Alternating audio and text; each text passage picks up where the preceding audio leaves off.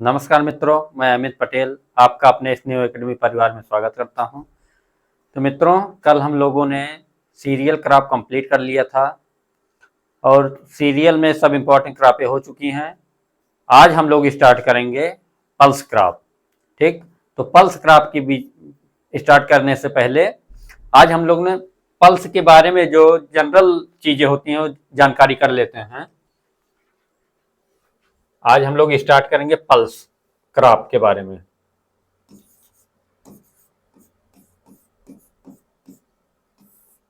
दलहनी फसलें, ठीक। देखिए, लेग्यूम, सबसे पहले तो पल्स को क्या कहते हैं? लेग्यूम के अंतर्गत आता है पल्स।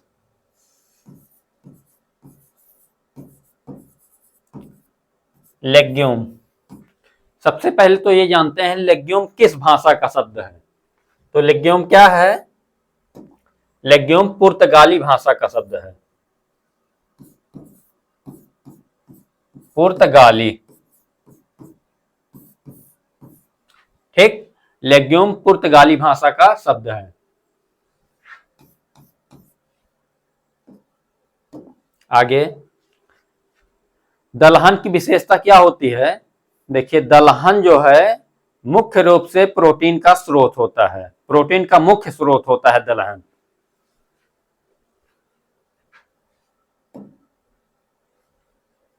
दलहनी फसलें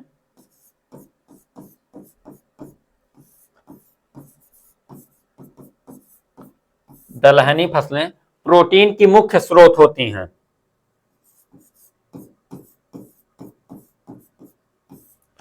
प्रोटीन की मुख्य स्रोत,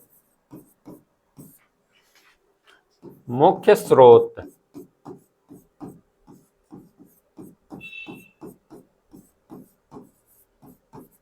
ठीक।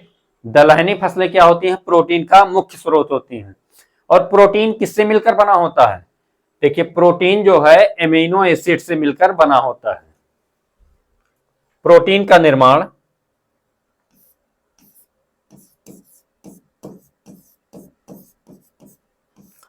प्रोटीन का निर्माण किससे होता है? एमिनो एसिड, अमीनो अम्ल।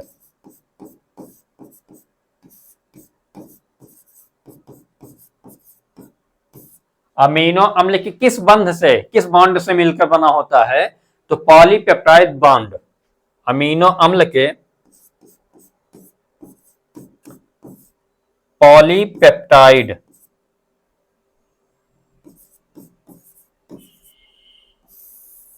अमीनो अम्ल के पॉलीपेप्टाइड बंध से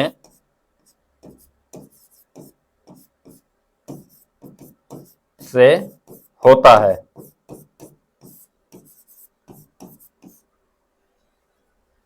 ठीक, तो देखिए, पहले तो लेग्यूम किस भाषा का शब्द है? लेग्यूम जो है पुर्तगाली भाषा का शब्द है। ठीक, पूछा जाए प्रोटीन का मुख्य स्रोत होती हैं, ऑप्शन में दे दे आपको cereal crop, pulse, oil seed, ऐसे दे दे तो क्या रहेगा? पल्सेज। दलहनी फसलें प्रोटीन का, दलहनी फसलें किसका मुख्य स्रोत होती हैं? तो प्रोटीन की मुख्य स्रोत होती हैं। और प्रोटीन का निर्माण अमीनो अम्ल से होता है। किससे? अमीनो अम्ल से। और किस बॉन्ड से मिलकर बनते हैं? पॉलीपेप्टाइड, पॉलीपेप्टाइड बंध। ठीक, पॉलीपेप्टाइड बंध से होता है। ठीक, आगे बढ़ा जाए।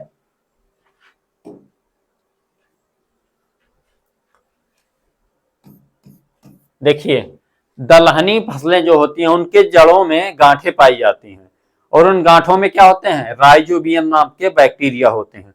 वो राइजोबियम क्या करते हैं? एटमॉस्फेरिक नाइट्रोजन का फिक्सेशन करते हैं वो। ठीक है, अगर आपसे पूछा जाए दलहनी फसलों के जड़ों में कौन सी बैक्टीरिया पाई जाती है तो राइजोबियम। दलहनी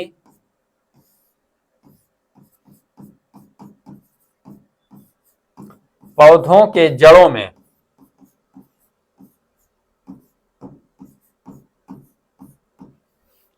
राइजोबियम नाम के बैक्टीरिया।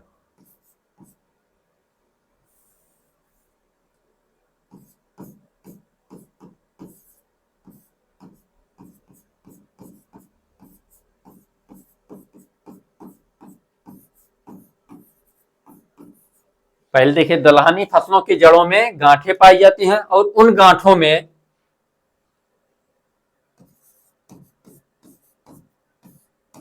इनमें राइजोबियम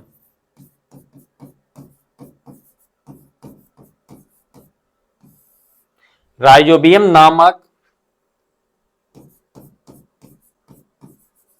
बैक्टीरिया, राइजोबियम नामक जीवाणु पाया जाता है।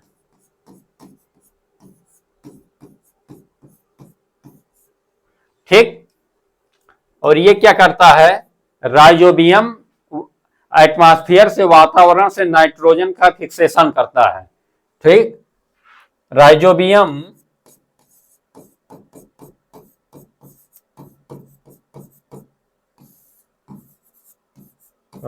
का मुख्य कार्य क्या है?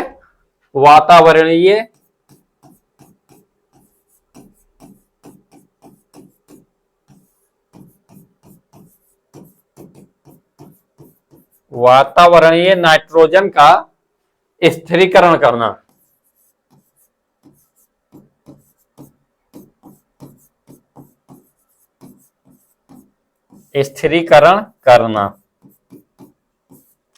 ठीक।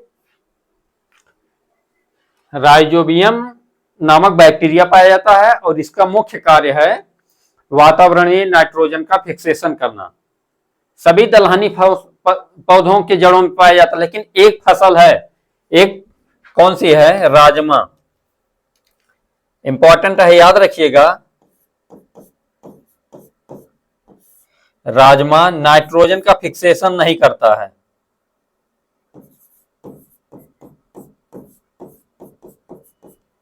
अगर पूछा जाए कौन सी फसल है जो नाइट्रोजन का फिक्सेशन नहीं करती है, तो राजमा।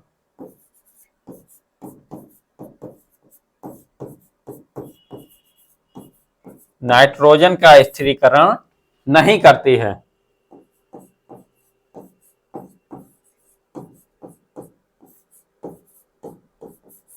ठीक। राजमा जो है वो नाइट्रोजन का स्थिरीकरण नहीं करती है। आगे हम लोग देखते हैं। देखिए, इसमें दलहनी फसलों में क्रोमोसोम नंबर जो होता है, जितने भी, याद रखिएगा, जितने भी रबी सीजन की क्रॉप हैं, सब में तो कितना होता है? 14। लेकिन एक है चना। चने में कितना होता है? चना जो साधारण चना होता है उसमें 14 होता है, और जो काबुली चना है उसमें 16 होता है।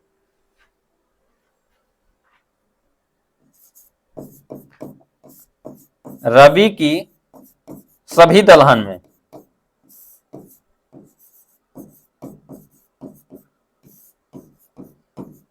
दलहन में गुणसूत्र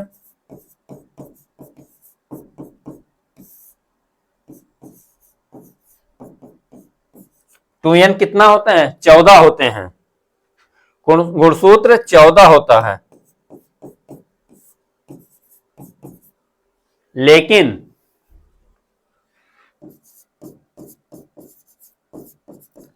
काबुली चना में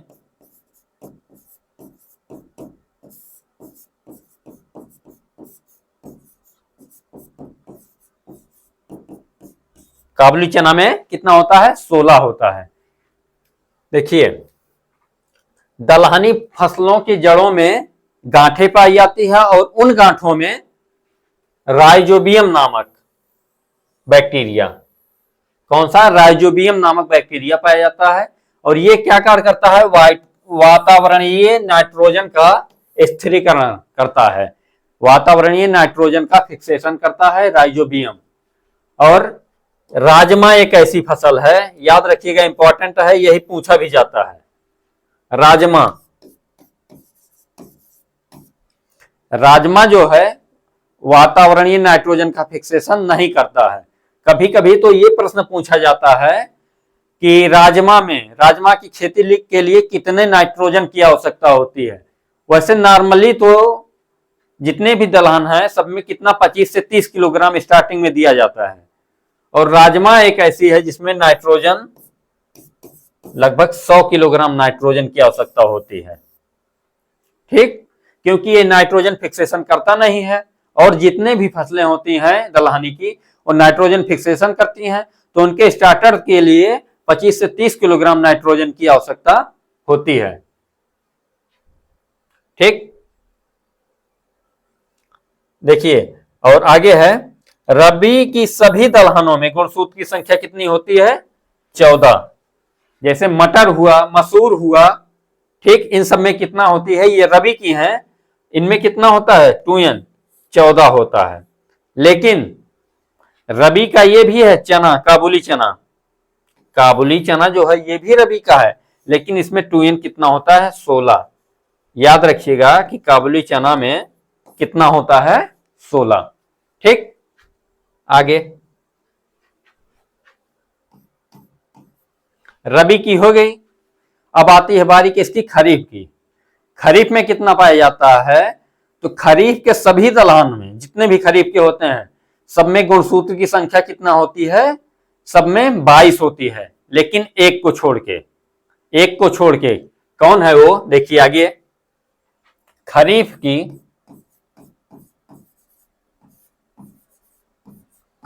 की सभी दलहन में,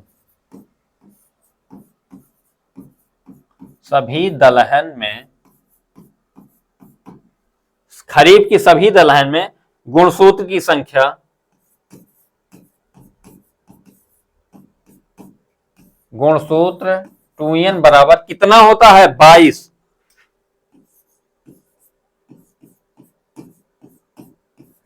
होता है। ठीक, 2n बराबर 22 होता है, लेकिन एक कौन सा है? हार्स ग्राम, या उसको कुल्थी कहते हैं। लेकिन हार्स ग्राम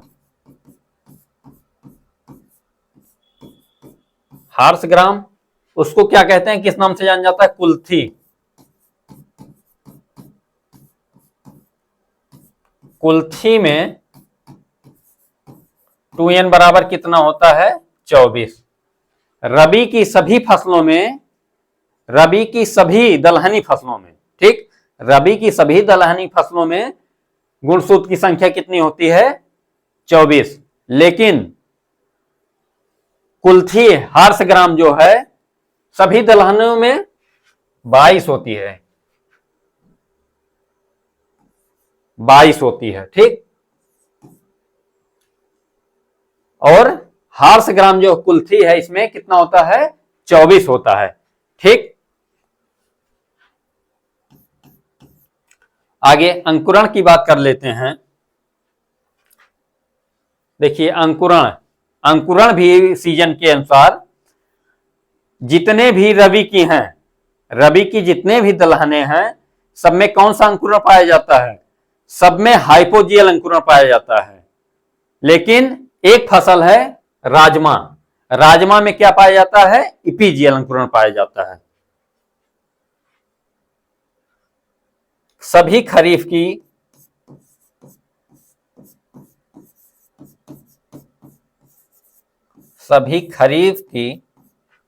दलहन में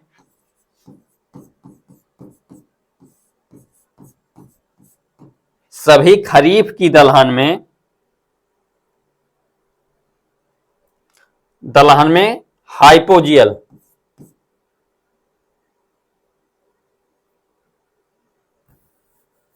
सभी खरीफ की दलहन में इपोजियल है, इपीजियल सभी खरीफ की दलहन में इपीजियल अंकुरण, इपीजियल अंकुरण पाया जाता है।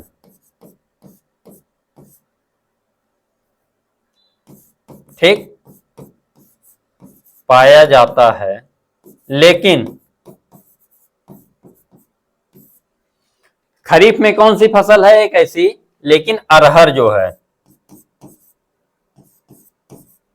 लेकिन अरहर में कौन सा होगा, अरहर में हाइपोजियल, हाइपोजियल, अरहर में हाइपोजियल अंकुरण होता है।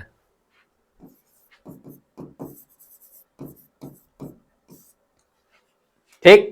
इपीजियल, इपीजियल का मतलब क्या है, उसका जो कार्टिलेटन होता है, बीजपत्र होता है, वो अंकुरण के बाद मृदा की सतह के ऊपर आ जाता है, तो उसको क्या बोलते हैं, इपीजियल। और हाइपोजियल में उसका बीजपत्र जो होता है अंकुरण के बाद वो मृदा के अंदर ही रहता है, तो हाइपोजियल कहलाता है। खरीफ की सभी दलहन में इपीजियल अंकुरण होता है, सब में क्या होता है, इपीजियल। लेकिन अरहर, अरहर भी खरीफ की दलहन है, लेकिन इसमें क्या होगा, हाइपोजियल। ठीक, हाइपोजियल होता है। और खरीफ में और कौन सी होते हैं, देखिए उर्द है, मूंग है, इन सब में क्या होगा, इपीजियल होगा, क्योंकि ये खरीफ की तो है, तो इसमें इपीजियल होगा। लेकिन अरहर एक अपवाद है और पूछा भी जाता है अरहर, अरहर में हाइपोजियल अंकुरण होता है। ठीक, इसी आधार पे आगे, सभी रवि में, सभी रवि की दलहन में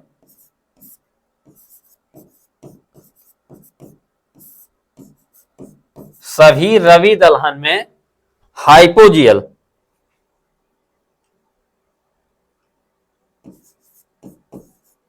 हाइपोजियल, हाइपोजियल अंकुरण पाया जाता है, अंकुरण पाया जाता है। ठीक, लेकिन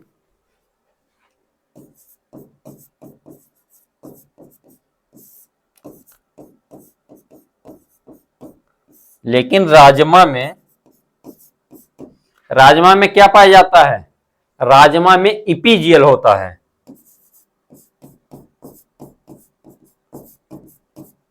लेकिन राजमा में इपीजियल अंकुरण होता है।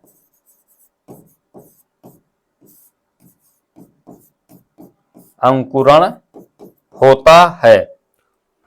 ठीक, देखिए स्टार्टिंग से, खरीफ की सभी दलहन में, ठीक, खरीफ की सभी दलहनों में गुणसूत्र की संख्या कितनी होती है, 2n बराबर 22 होती है। जैसे अरहर है खरीफ का, अरहर में 22 होता है, लेकिन एक कुल्थी ऐसी है, हर्ष ग्राम जिसको कहते हैं, इसमें गुणसूत्र की संख्या 2n बराबर 24 होती है।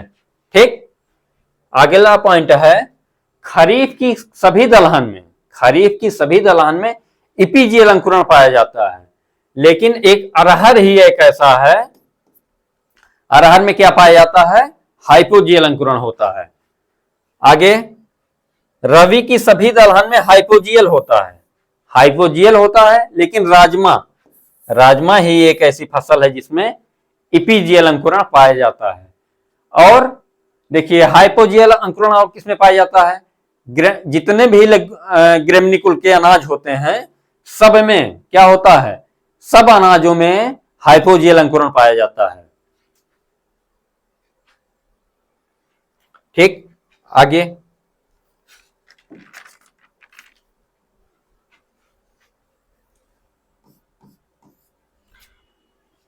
परीक्षा में कभी पूछा जाता है लेग्यूम का सीएम अनुपात कितना होता है, तो लेग्यूम का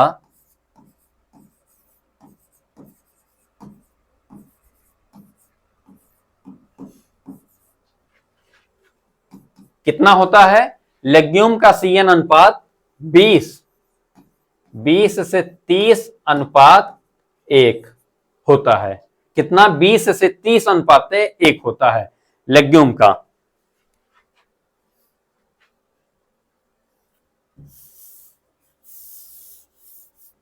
ठीक, आगे, अनुपात तो पता चल गया। अब देखिए, दलहनी फसलों का राजा कौन होता है, दालों का राजा। राजा कौन होता है? दालों का राजा जो है चना को कहते हैं, चना को कहा जाता है। और रानी?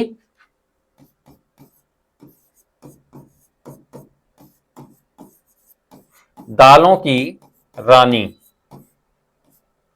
रानी किसको कहा जाता है? मटर को। रानी मटर को कहा जाता है। भारत की मुख्य दलहन कौन सी है? तो कौन सी है? भारत की मुख्य दलहन जो है चना है। अगर चना ऑप्शन में ना हो तो मटर नहीं है, अगर चना ऑप्शन में ना हो तो अरहर। भारत की मुख्य दलहन,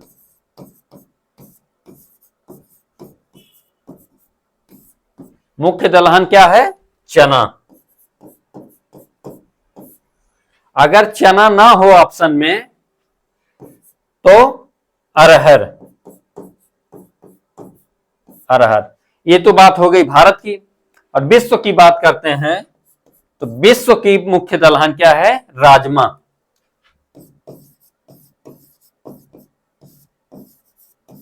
विश्व की मुख्य दलहन, मुख्य दलहन कौन सी है? राजमा। राजमा है। ठीक। देखिए लेग्यूम का सीएन अनुपात कितना होता है? 20 से 30, 20 से 30 अनुपात 1। दालों का राजा कौन है? दालों का राजा चना, और दालों की रानी मटर को कहते हैं। भारत की मुख्य दलहन चना है। अगर चना ऑप्शन में ना रहे, पहले तो चना है, अगर चना ऑप्शन में नहीं है तो अरहर है, पहले तो चना है। और विश्व की मुख्य दलहन राजमा को कहते हैं। ठीक। आगे बढ़ा जाए।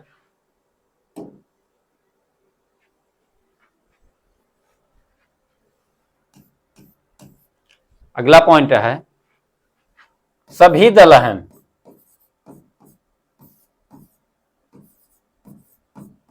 सभी दलहन किस टाइप की होती हैं? सभी दलहन C3, C3 प्रकार की होती हैं। सभी दलहन कैसी होती हैं? C3 प्रकार की। जैसे हम लोगों ने पढ़ा था इसके पहले कि ज्वार कैसा है, बाजरा कैसा है और गन्ना, तो ये सब C4 है, लेकिन सभी दलहनी जो होती हैं C3 होती हैं।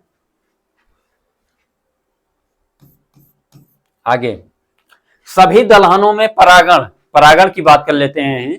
सभी दलहनों में स्वपरागण होता है, लेकिन एक अरहर जिसको रेड ग्राम के नाम से भी जाना जाता है, अरहर में कैसा होता है? बहुधा पर परागण, ऑफन क्रॉस पॉलिनेशन होता है।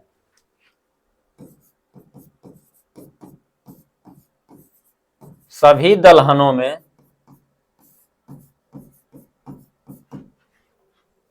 क्या होता है? स्वपरागण। सभी दलहनों में स्वपरागण होता है।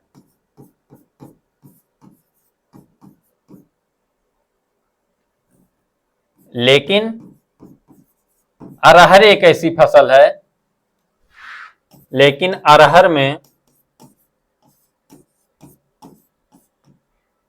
बहुधा परपरागण, इसको और किस नाम से जानते हैं? ऑफन क्रॉस पॉलिनेशन, बहुधा परपरागण होता है,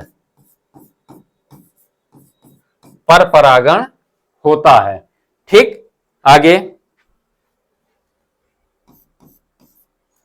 फल का प्रकार, ग्रेमनीकुल जो पढ़े थे इसके पहले, उसमें फल का प्रकार कैरियोप्सिस होता है, लेकिन दलहनों में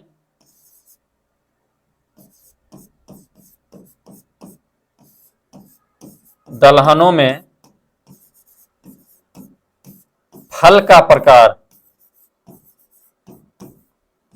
दलहनों में फल का प्रकार क्या होता है? पॉड, पॉड होता है, पॉड कहते हैं इसको, और फली कहते हैं, पॉड या फली, इसको लोमेंटम भी कहते हैं।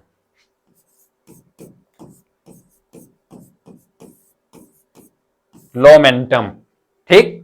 फल का प्रकार कैसा होता है, पॉड या फली या लोमेंटम, ठीक। आगे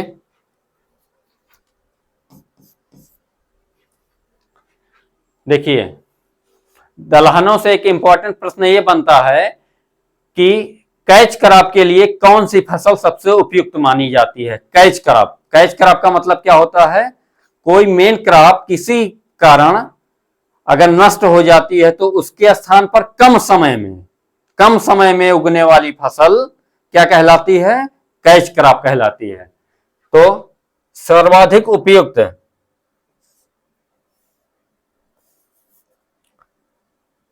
कैच क्रॉप के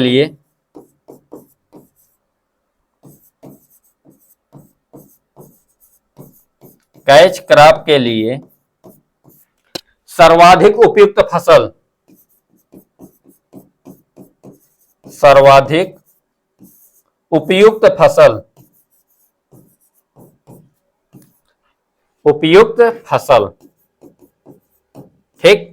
कैच क्रॉप के लिए सर्वाधिक उपयुक्त फसल कौन सी होती है, तो मूंग है। मूंग क्यों है, क्योंकि मूंग जो होती है वो लगभग 70 से 80 दिन में तैयार हो जाती है, इसलिए सबसे अच्छी कैच क्रॉप की फसल क्या है, मूंग होती है।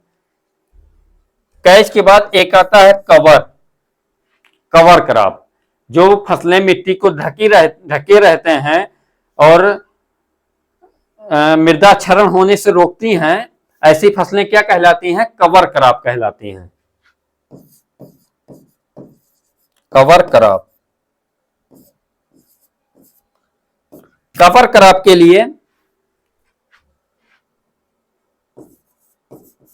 लिए उपयुक्त फसल, उपयुक्त फसल, तो कवर क्रॉप के लिए उपयुक्त फसल कौन सी है, लोबिया,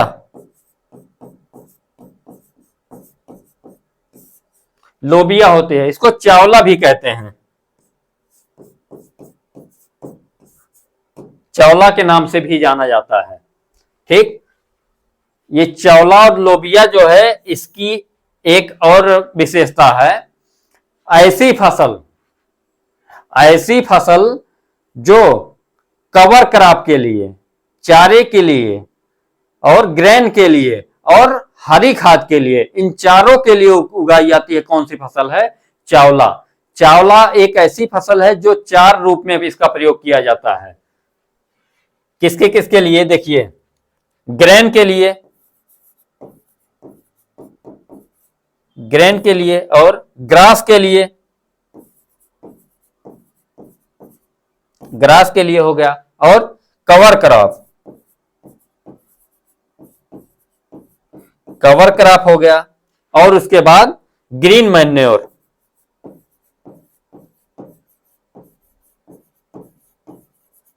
ग्रीन मैन्योर, इन सभी के लिए चावला उपयुक्त होती है या लोबिया उपयुक्त होती है, ठीक। देखिए, सभी दलहनें कैसी होती हैं, सभी दलहनें C3 प्रकार की होती हैं।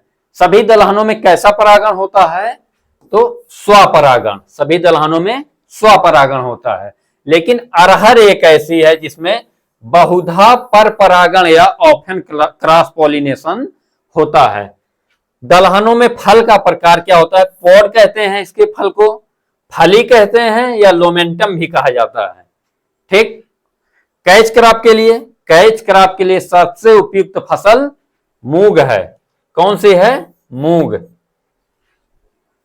और इसके आगे है कवर क्रॉप, कवर क्रॉप के लिए सबसे अच्छी फसल लोबिया है, इसको चावला के नाम से भी जाना जाता है। लेकिन लोबिया जो है इसको ग्रेन के लिए भी, ग्रास के लिए, कवर क्रॉप के लिए और ग्रीन मैन्योर क्रॉप के लिए उगाया जाता है। 4 तरह से इसका उपयोग किया जाता है, ठीक। आगे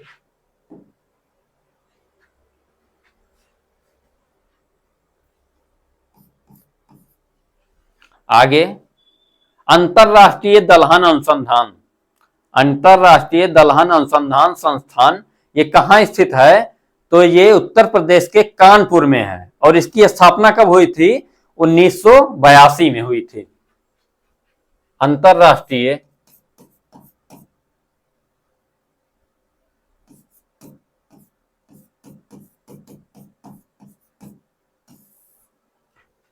अंतरराष्ट्रीय दलहन अनुसंधान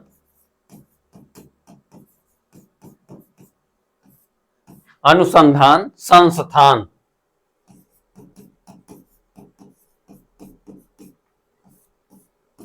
कहाँ स्थित है? अंतरराष्ट्रीय दलहन अनुसंधान संस्थान ये कानपुर में,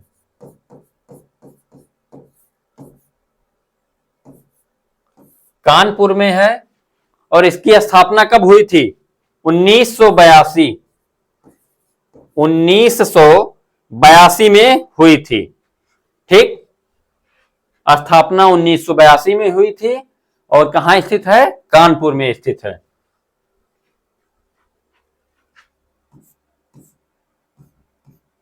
short form IIPR, Indian institute of pulse research.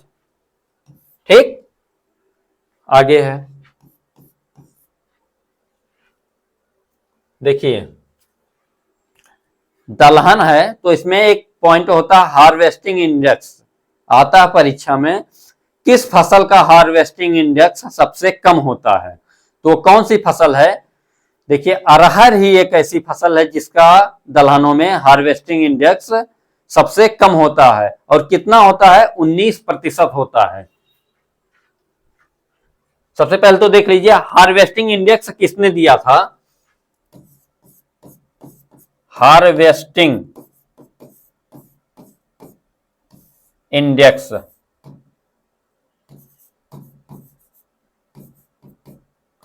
Harvesting index इसको क्या कहते हैं? फसल सूचकांक भी कहते हैं। ठीक, फसल नहीं, उत्पादन सूचकांक। हार्वेस्टिंग इंडेक्स जो है किसने दिया था? डोनाल्ड ने।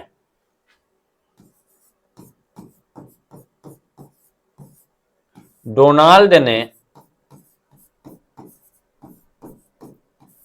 दिया था।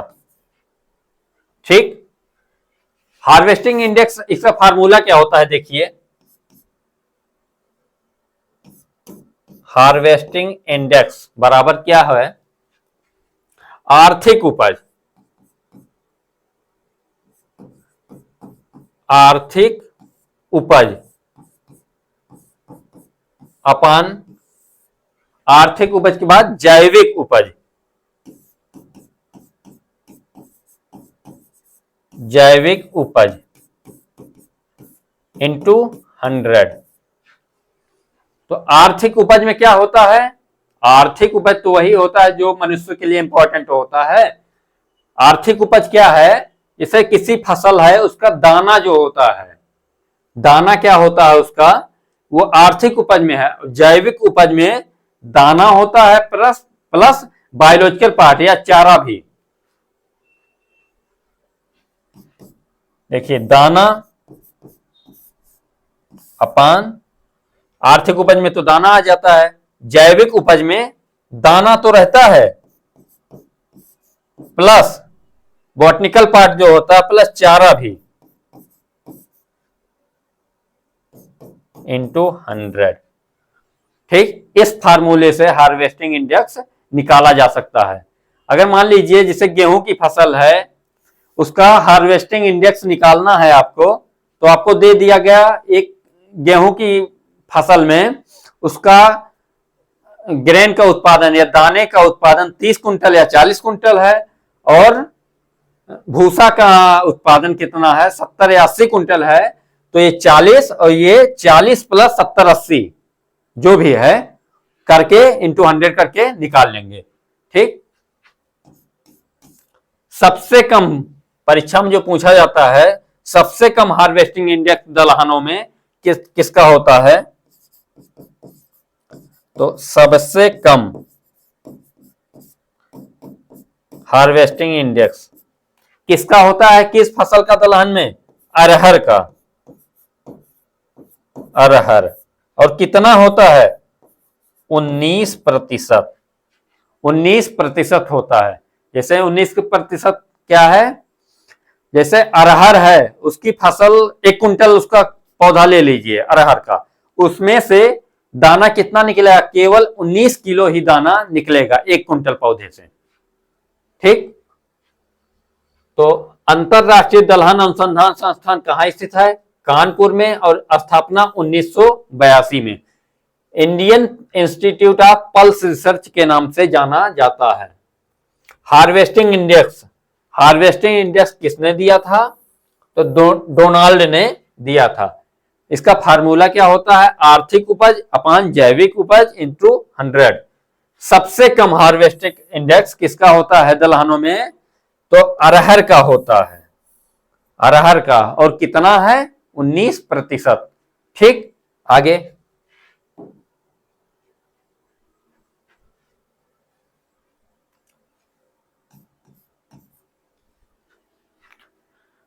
कल हम लोगों ने बाजरे में क्या पढ़ा था? अनाजों में सर्वाधिक सूखा सहनशीलता किसकी होती है? बाजरा की। तो ऐसे दलहन में सबसे अधिक सूखा सहनशीलता किसकी होती है? मोठ की। जो मोठ है उसकी सूखा सहनशील सबसे अधिक है। दलहनों में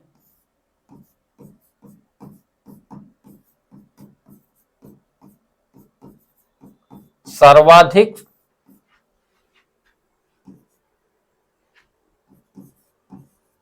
सूखा सहन करने की क्षमता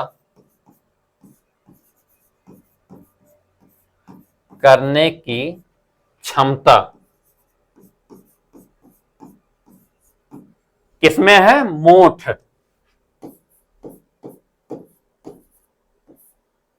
मोठ।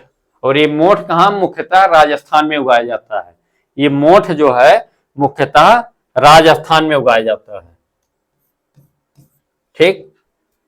आगे। सबसे अधिक सुपाच्य प्रोटीन, दलहन प्रोटीन का तो उच्च स्रोत होती हैं, तो सबसे अधिक डाइजेस्टिव प्रोटीन किसमें होता है? तो मूंग में होता है। मूंग में।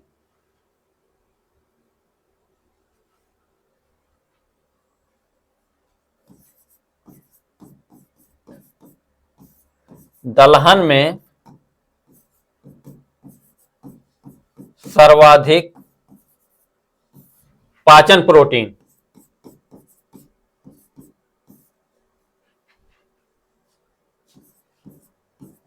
पाचक प्रोटीन किसमें होता है? सबसे अधिक किसमें होता है? मूंग में।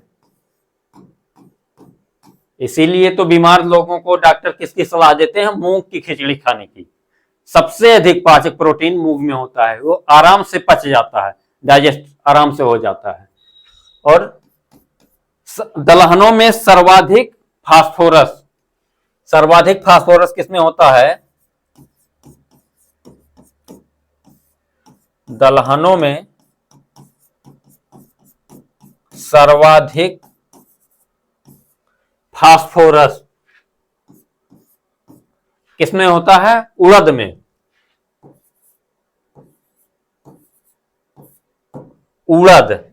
उड़द में सर्वाधिक फास्फोरस पाया जाता है। ठीक। आगे है, देखिए, रिले क्रॉपिंग जो होता है उसको क्या कहते हैं? कौन सी फसलें रिले क्रॉपिंग में प्रयोग की जाती हैं? तो एक तो मसूर और दूसरा लेथाइरस, जिसको स्वीट पी या मीठी मटर कहते हैं। इसका प्रयोग रिले क्रॉपिंग के लिए किया जाता है। मतलब एक फसल के कटने से पहले दूसरी फसल की बुआई करना रिले क्रॉपिंग कहलाता है। ठीक। तो लेथाइरस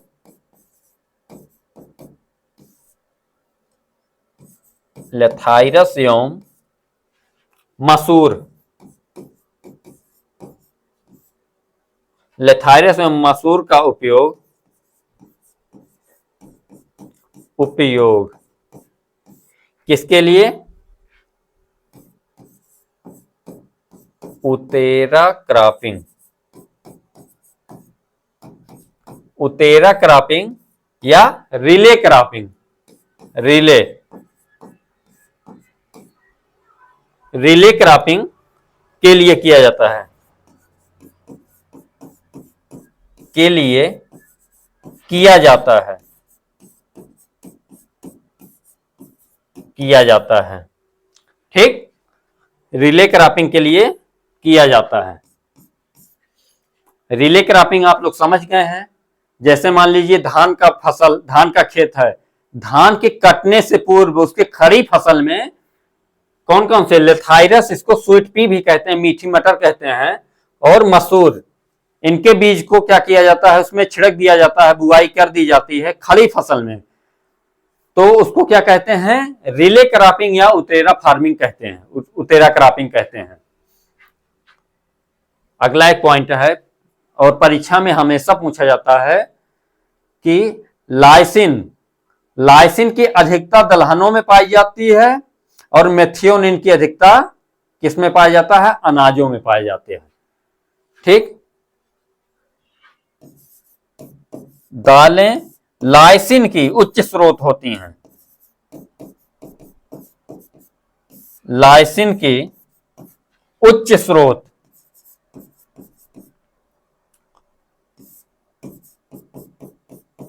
लाइसिन की उच्च स्रोत होती हैं,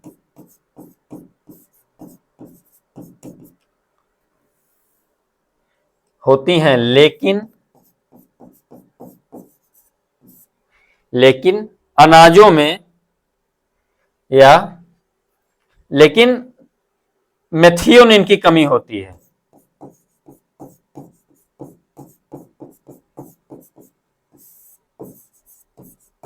मेथियोनिन की कमी होती है, कमी होती है। ठीक, देखिए दालें लाइसिन के उच्च स्रोत होते हैं लेकिन मेथियोनिन की कमी होती है, तो मेथियोनिन की अधिकता किसमें होती है? अनाजों में मेथियोनिन की अधिकता होती है। एक पॉइंट और याद रखिएगा, दलहन उत्पादन में भारत का कौन सा स्थान है? तो दलहन उत्पादन में भारत का स्थान प्रथम है। दलहन उत्पादन में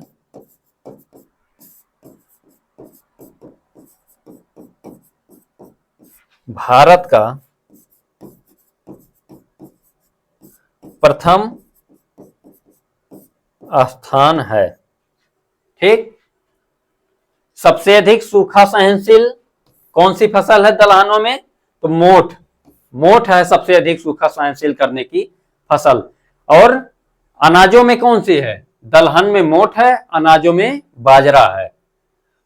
और सर्वाधिक पाचक प्रोटीन, डाइजेस्टिव प्रोटीन किसमें होता है? मूंग में होता है।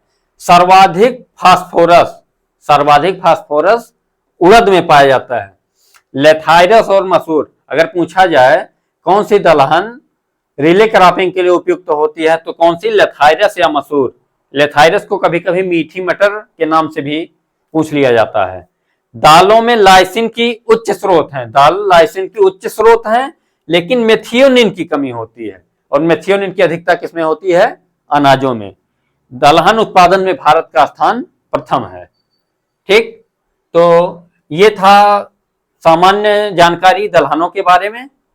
ठीक, और कल हम लोग आगे देखेंगे दलहन में क्या बचा है। आप लोग चैनल को लाइक और सब्सक्राइब नहीं करते हैं, ठीक, करा करिए।